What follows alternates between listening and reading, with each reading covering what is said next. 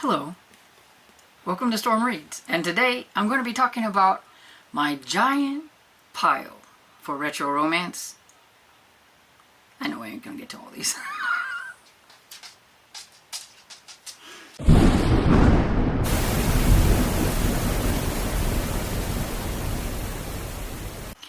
So yeah, I am here to talk about the books that I'm going to be reading for the Retro Romance Readathon.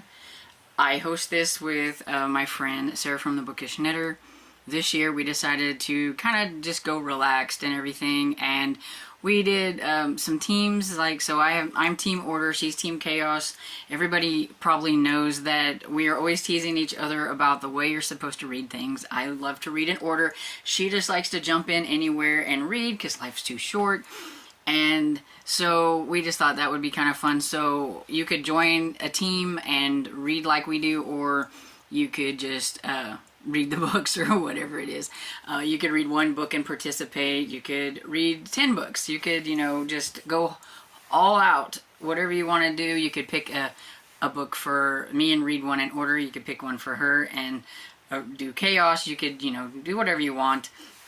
I just want people to read books that are older. I like the retro romances, so it's really silly and hard to believe that I can say that anything from 2004 or later is considered retro, but yeah, everybody knows that I really mostly like to read the 70s, 80s, and 90s. I do even have some that are later than that, but and I do have one that will actually fit for like 2004. It barely gets in.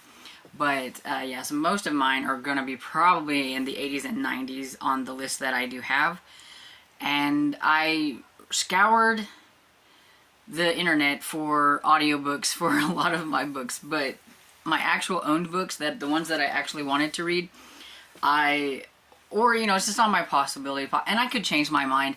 I have tubs and tubs and tubs of retro romances. Basically, these are just ones that I like, oh, well, that looks good, and I picked it up and I put it on my pile. I don't really know anything about these books. I don't know if I'm going to even like these books, but we're just going to go through them and find out. I may DNF a whole bunch of these and read something else. Guess we'll see by the end of February when I do my wrap-up. But I do have some books that are not on my pile here, but I could get the audiobooks for them, and they are retro, and they are from authors that I am wanting to try, and so I needed a variety. I cannot just read print books all month long because I don't read fast enough, and I want to consume as many as possible in the month of February, and so I found me some audiobooks. And I do have some audiobooks that I do have a couple here that have audiobooks, but most of them, because most of my books I would say are category romances, because I'm hopping on the category romance train for February with my friend Sarah, because that's what she reads, and so I said I could do that. And I do have a bunch, but I do have some others that aren't category, and some of those I could find on audiobook, but still not all of them. And so I'm going to go through the audio ones first that I don't have, and I'll put a picture here so that you can see what they are. I don't really know anything about any of these books. The first one I have is Love Only Once by Joanna Lindsey. It's from 1985. It is the first book in the Mallory and Anderson series. I've had my eye on this one for a while because I do have a few books in this series. I just don't have the first book.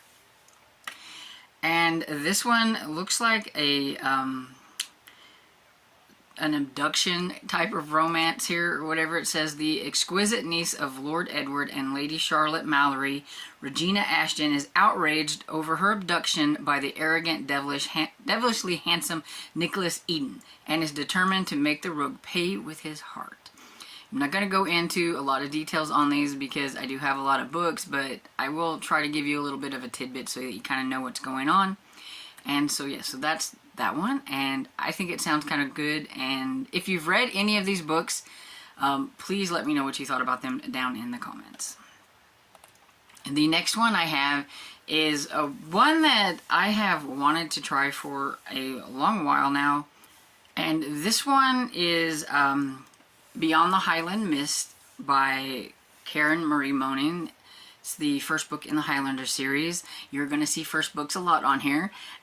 And I wanted to try to get a variety on here and not just concentrate on just my historical romances. So I have put on a few paranormal romances. I am trying to get back into paranormal romances. I used to read those a lot in my 20s.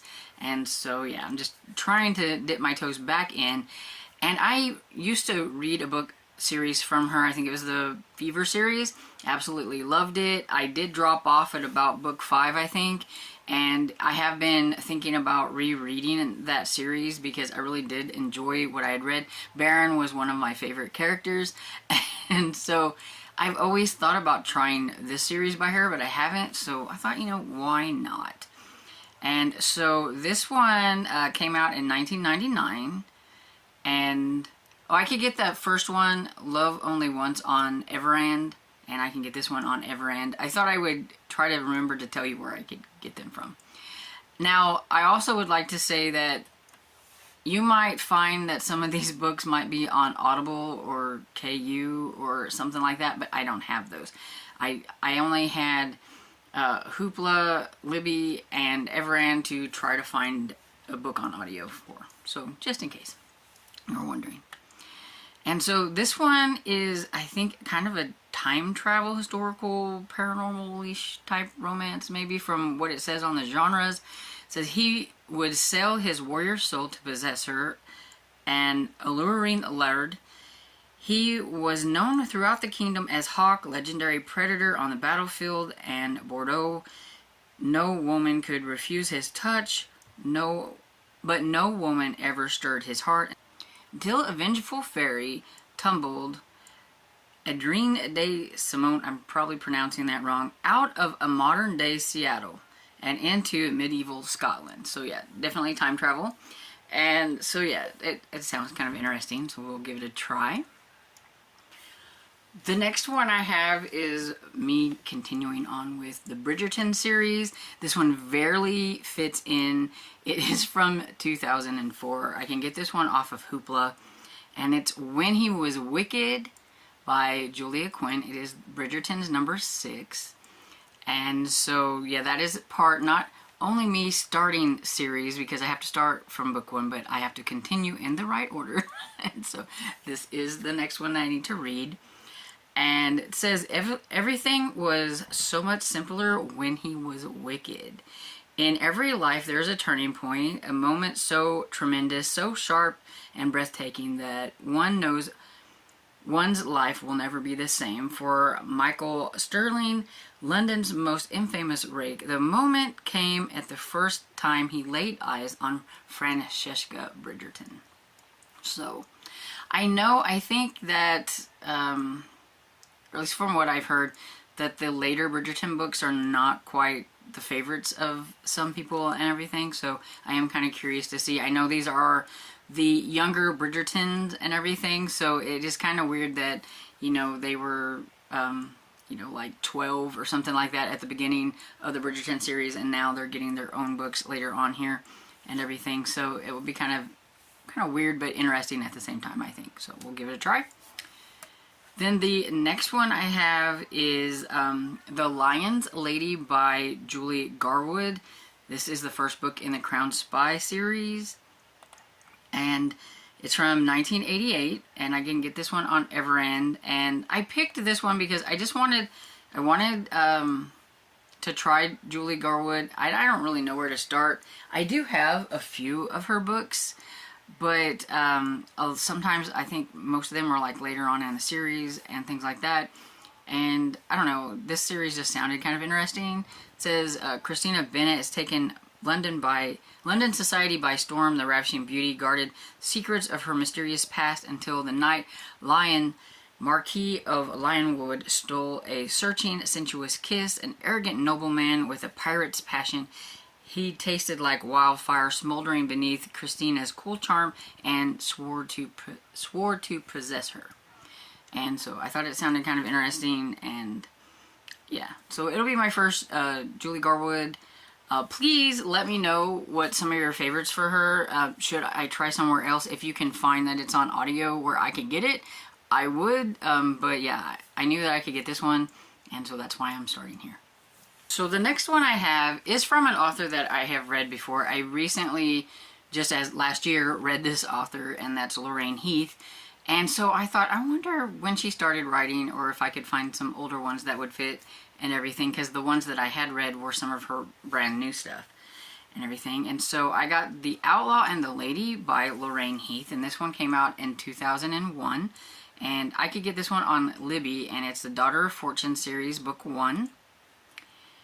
And this one is a historical romance, but it's also a Western romance. It says, innocent Angela Bainbridge knows her claims of a fairy tale wedding and finding passion in a man's embrace can never come true. So when she is swept into the arms of and kidnapped by the notorious Lee Raven, she is both righteously angry and curiously captivated. So, I don't know. I have a thing for the being captured or kidnapped or whatever, I guess. So this one sounds kind of interesting. And then another one I have here that is paranormal is from Heather Graham, but it's from her other name that she wrote under Shannon Drake, and this is Beneath a Blood Red Moon. It's the Alliance Vampire #1. I am wanting to try to read through all of Heather Graham's and then aka Shannon Drake books that I can. It'll be a more than just a yearly goal. It's going to be something. She's wrote so many books, but since she's a favorite, I thought, you know, I wanted to pick a favorite author and try to read as many books of hers as I can. And so I found this one on audio, and I really, if I really like this one, probably even if I don't, I really want this cover. I'm going to have to search out this book because I like this cover. And so it says, a tale that sweeps the readers from the antebellum South to contemporary New Orleans, the dark, sensuous world of love and immortality of the beauty and the beast who some call vampire. So, yeah, I'm curious. We'll see what that's about. Okay, so the next one I'm going to need your help with because I have 2 books from Lavelle Spencer that I am choosing from. I do think that I'm leaning a little bit towards this one because I think somebody said there could be some cheating in this one, and I'm not sure how I feel about that. But, yeah. I always have to pick Lavelle Spencer because it was the retro romance readathon that I started my journey with her, and I do want to read all of her books. And I think this one's more of a contemporary romance. I'm not quite sure about this one. I think this one might be historical. I don't know. It looks like, anyway, like a generational type of book. But I know this one is kind of a second chance type of romance, but I'm not sure about the cheaty part. But it's about Maggie who's struggling to put her life back together after the loss of her husband. And she runs into like her old high school sweetheart. And it says Eric's marriage to a career-driven woman has left him childless and unhappy. He knows that there has to be more to life than always wanting what you couldn't have. And so that's where I'm not sure, because is he still married? Because it makes it sound like he was married, or maybe he's getting a divorce. I don't know. And so I'm not quite sure, but this is Bittersweet by Lavelle Spencer.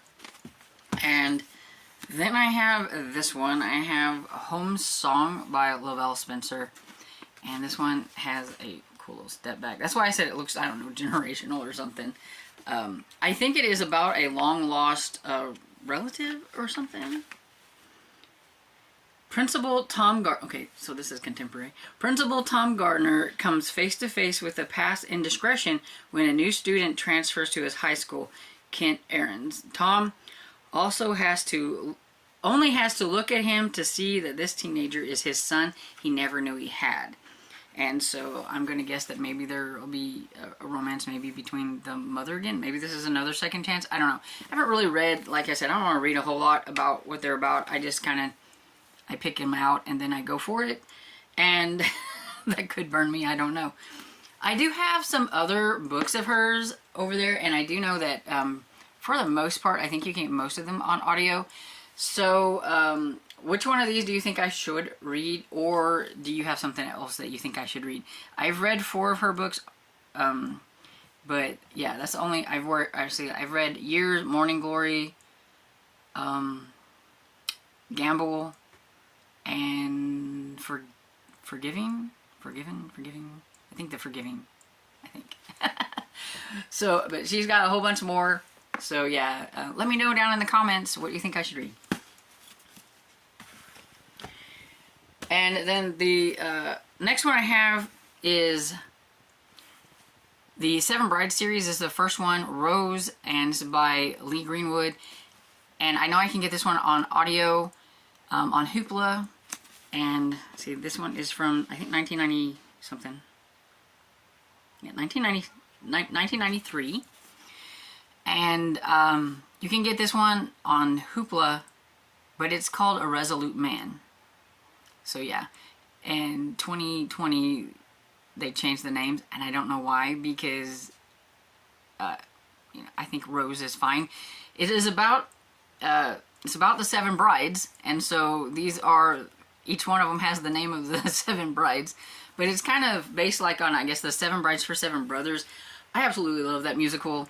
And so I've been wanting to get to this. So this is like high priority probably. I know I'm definitely going to read this one. I've been trying to collect all of the books in this like kind of cover. I don't like the new ones. I don't know why they did that. I hate it when they change things.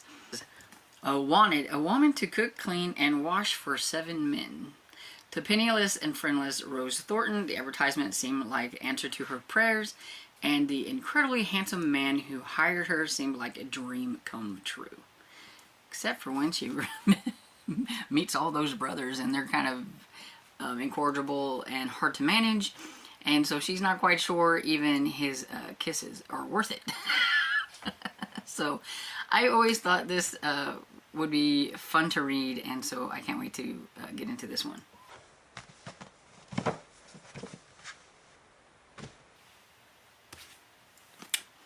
Another one that I did find on audio is Seen and Not Heard by Anne Stewart.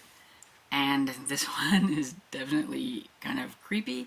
I've only read one other Anne Stewart book, and that was The Dark Lord, I think. It was a historical romance.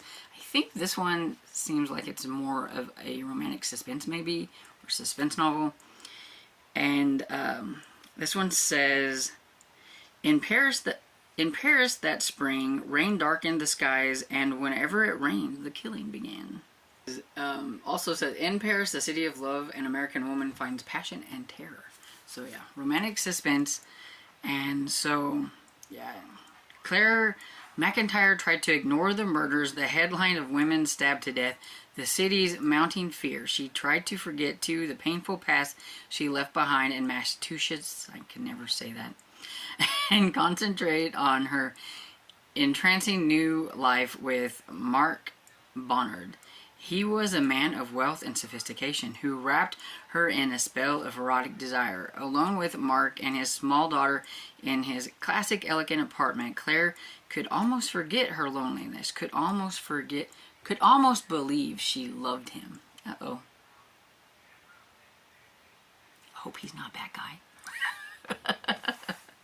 But yes, so I thought the Dark Lord that I read from her was decent. It was okay. I think I gave it like 3 stars. So I'm kind of curious to try this one, and it's shorter, and it's on audio. So there's that. The last one that I have on audio is This Matter of Marriage by Debbie Macomber. This one I think came out in the 90s too.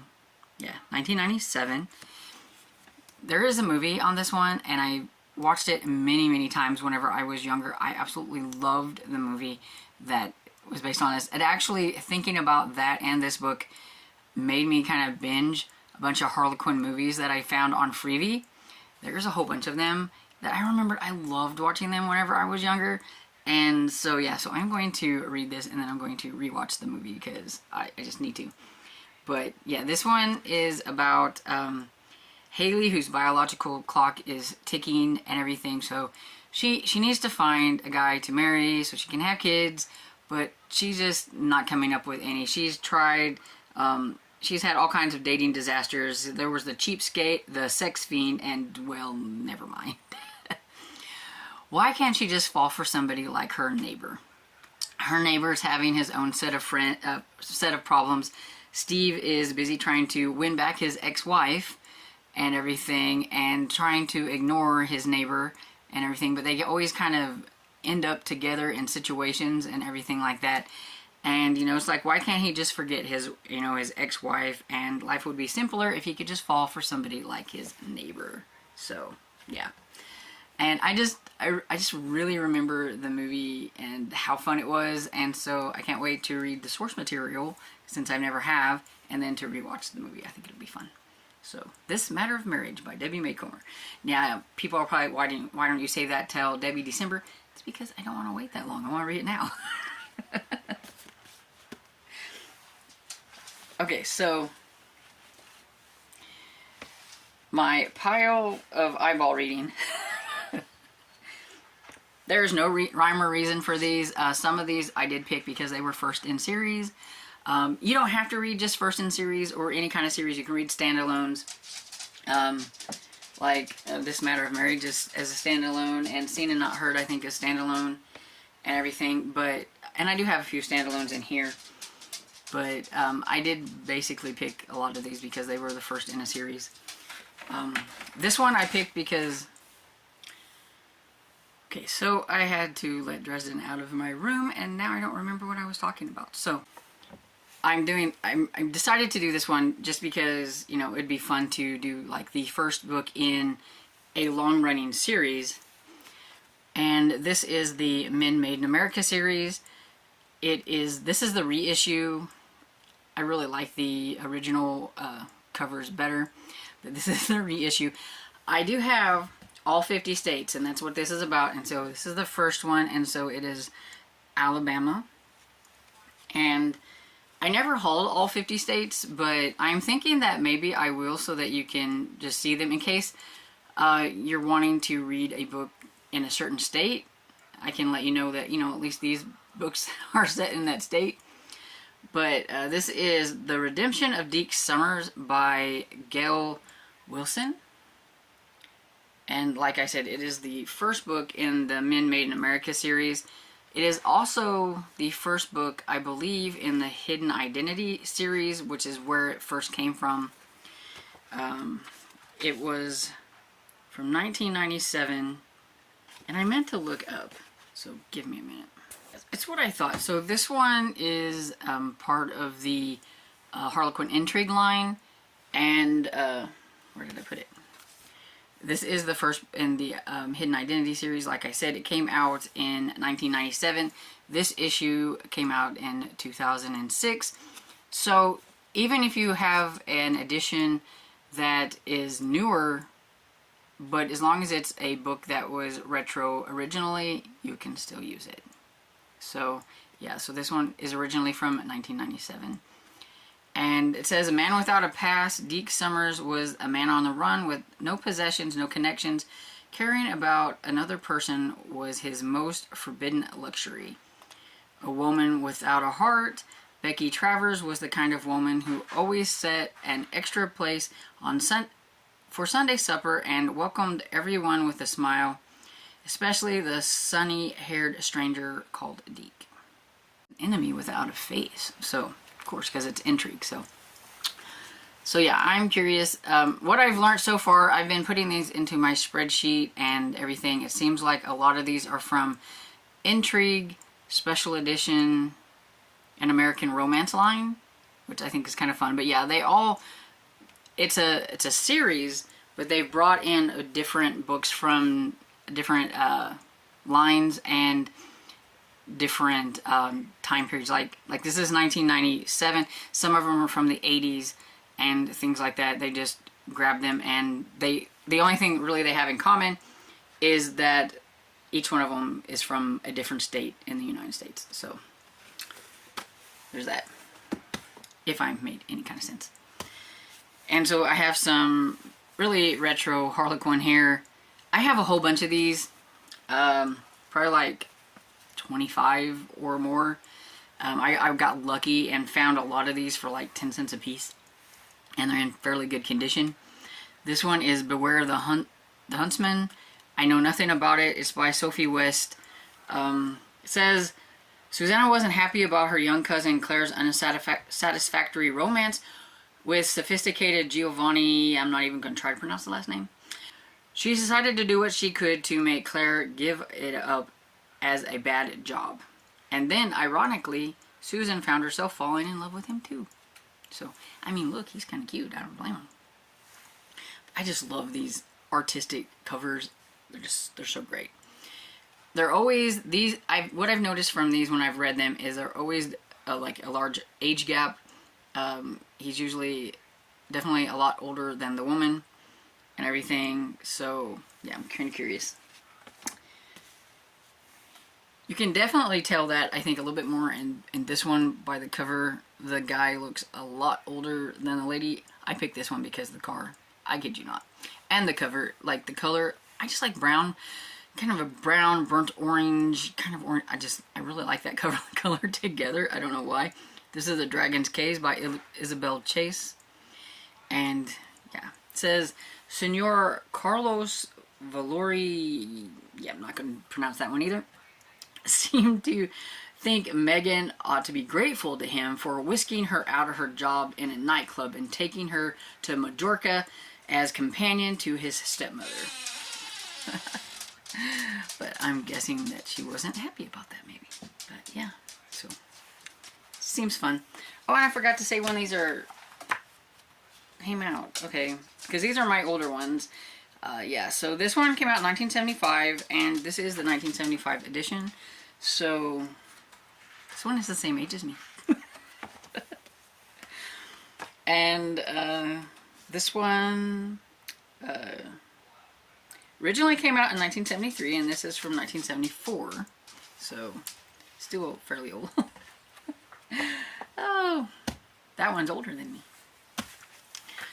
Then we have Intrigue. We have The Bodyguard by Cheryl Lynn. This is the first book in the Elk River, Colorado series. It says, broad shoulders and impressive. Everything a bodyguard should be and more. J.T. McKinnon was all a man was supposed to be. Loyal, strong, responsible, and determined. Not to mention the way he could kiss. As a bodyguard, though, he was the ultimate protector. But as far as Frankie, don't call me Francine, Forrest was concerned, he was nothing but trouble. Really?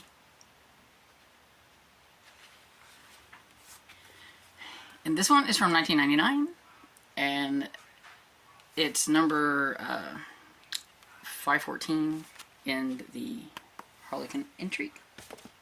Got another Intrigue here. It's a little bit older. This one is Without a Past by Judy Lind. This one is the first book in the Who Is This Woman of Mystery series.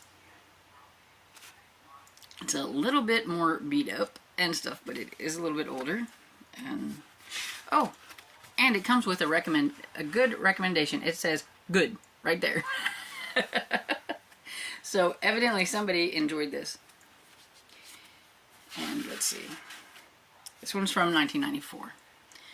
And it says, her past has been erased. The Witness Protection Program has taken her name, her family, her history, and her freedom. And now Annie Faraday was hiding alone and in fear.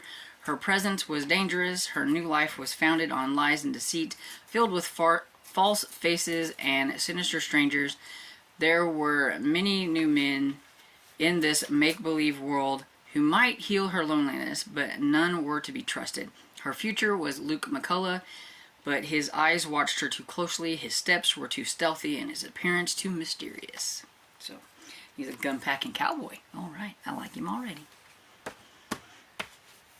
And so then I have Lion's Heart by Susan Barclay. This is the first book in the Lion series. This is a historical Harlequin, and it is number 252, and it is from 1995. These are the Harlequin historicals that I absolutely love because I love the covers. They matched more the covers of regular romance lines and things like that. The ones that they have now, they're okay, but I don't know, there's something about these, even, you know, even like regular historical romances that aren't Harlequin or anything like that. The covers they're okay, but they just don't beat those old ones. They just don't. And so this one says, the taint of murder laid upon Clan Sutherland. It says, forced by the king's decree to wed Megan Sutherland, Ross Carmichael swore he'd not fall prey to any Highlanders, any half-savage, you know, that's how it was, half-savage Highlanders charm the woman might possess, though he could not foresee that soon he'd risk all for forbidden love. So, there we go. And I like these too because they always had like some like pretty thing on the back too. It's like their boat. But yeah, so got a Highlander one. And this one is a standalone, but the reason I picked this one is because it's the very first Harlequin historical. It even has a little number 1 there. I don't know why they started out putting the numbers on the side of the historical line and then they quit. I don't know why. But yeah, because I mean they put them on all the other ones, so I don't get it. But this one is from 1988, and it's Satan's Angel by Kristen James, and it says, a lily of the West. Slater was a Texas Ranger, the only law in the land where men were men and women were loose, except for Victoria Stanford. Victoria was like a flower in the desert, soft and lovely in a way that threatened any man with a healthy fear of being fenced in. Oh yeah, and I just love the back cover of this too. Look at there. It's so pretty. Yes. Then I have Harlequin Presents, and this is Devil in a Silver Room by Violet Winspear. I was looking up her books, and I've seen Sarah from Bookish Narrator talk about her before and how she had to get this one book of hers because Satan was in the title, I believe.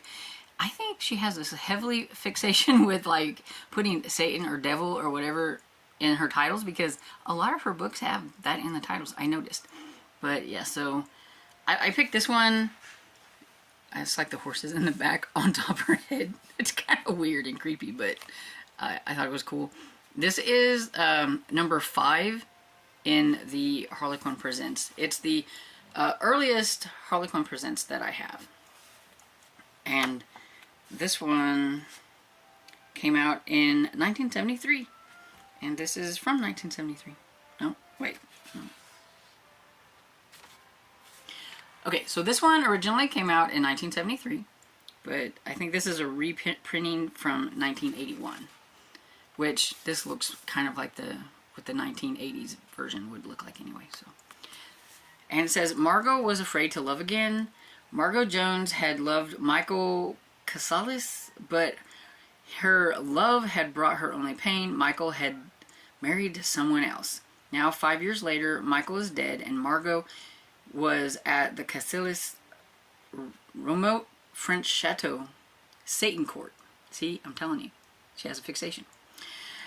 To look after Michael's small son. She wanted nothing to do with men, especially Michael's ruthless brother, Paul. Oh, so she's going to fall for Paul. And so, we'll see how that goes. Then, I don't have very many of these, so I thought I'd go ahead and give this one a try, and it's a Harlequin Regency romance. And this one, it doesn't have a number, so I don't know. I don't know if it's on the inside. No.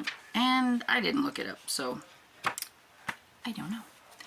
But anyway, this is The Parson's Pleasure by Patricia Wynn. It is, sorry this video is like super long. It's from 1988. I knew it would be if I started talking about these books. So here it says, fate was too cruel. It had shown her the ideal man, then made it impossible for him to be hers. Now, this is about a woman who, Claire, who falls in love with a parson, but she is of like a lady, so she's not supposed to fall for underclassmen. But they have a lot in common, and she really likes him, and so her family are trying to push her towards Lord somebody, I don't remember her name, and push her towards that, and her cousin or a friend or something towards the parson or whatever. And so I'm a little bit curious to see how they're going to work this out. Then I have a Phyllis A. Whitney. It's The Highest Dream. I've never read Phyllis A. Whitney. I wish I could find some of hers on audio, but I couldn't find any. And so this says, who am I? It's a hard question to answer when you're living in the shadows of a famous newscaster. No matter how pretty or intelligent you are, you're still just your father's daughter. So if you want to find out who you really are, there's only one thing to do. That is, if you're Lisa Summers, you move to New York, become a tour guide at the UN, and start a career all your own. And then I'm going to guess that she's going to meet somebody, and it's going to turn her world upside down. Then the last book that I have, at least for now, is Snow Angel by Mary Baylaw. This is a Signet Regency romance, and I love the covers of the Signet Regency romances. I do. I have a whole bunch of these, and so this will be me diving into one. I think I've only read one other that I have. So I read one Mary Baylaw before last year. It wasn't probably her best. I only gave it like 3 stars. It was different. I really went back and forth on that one. And so I want to give one of the shorter ones a try and see how it's like. I know she's like really well liked, and so I'm curious to see if I'm going to like this one or not. And it says, fair exchange, young and beautiful Lady Rosamund Hunter had known the tenderness of love in an all too brief marriage to a much older, kinder, and gentle husband. Yet she had never been touched by the fires of the heart. The handsome, dashing Earl Weatherby was supremely well versed in the pleasures of love, yet even the most exquisitely enchanting of his partners in passion had left him unmoved. The reserved Rosamund and the rakish Earl had a great deal to teach each other, if only they could persuade the other to learn. So, we shall see. It sounds good. Right up my alley. But yeah, those are my big gigantic pile of maybes.